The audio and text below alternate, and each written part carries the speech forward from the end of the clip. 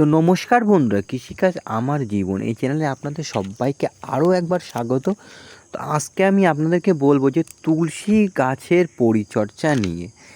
তো তুলসী গাছ এর পরিচর্যা বলতে গেলে সর্বপ্রথম আমাদেরকে লক্ষ্য করতে হবে যে তুলসীর পাতা যেটা বিক্রি করে আমাদের অর্থ উপার্জন করা যায়। তো আপনাদেরকে আমি যে গাছটা দেখাচ্ছি, দেখতে পাচ্ছেন যে কতটা এরিয়া জুড়ে কিন্তু ঝাড় মতো হয়ে গেছে, এবং এর থেকে কতটা পাতা কিন্তু আমি নিতে পারবো, যে পাতাটা বিক্রি করে আমাদের দুটো পয়সা উপার্জন কিন্তু হবে। তো সর্বপ্রথম আপনাদেরকে বলি আমি যে আপনারা কী কীটনাশক ব্যবহার করবেন বা কী ফাঙ্গিসাইড ব্যবহার করলে আপনাদের গাছটা একদম পুরো সবুজ হয়ে থাকবে।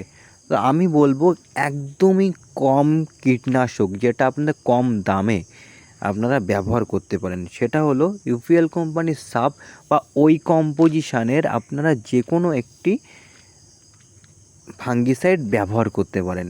এরপর আমরা আসি যে তুলসী গাছে কিন্তু পিঁপড়ে বা প্রচুর পরিমাণে কিন্তু রোগ পোকার আক্রমণ হয়। তো তার জন্য আমরা কী ব্যবহার করতে পারি?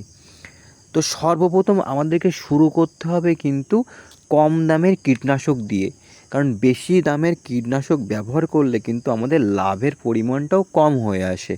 তো সেই ক্ষেত্রে আমরা পপিক সুপার কিন্তু ব্যবহার করতে পারি।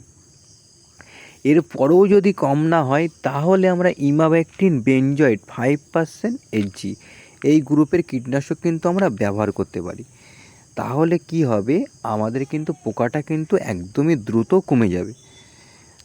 তো যদি ভিডিওটি ভালো লেগে থাকে অবশ্যই একটি লাইক ও সাবস্ক্রাইব করবেন, ও পরবর্তী ভিডিওতে আপনাদেরকে আমি দেখাবো তুলসী গাছের আরও কী পরিচর্যা করলে আরও কি ভালো হয়।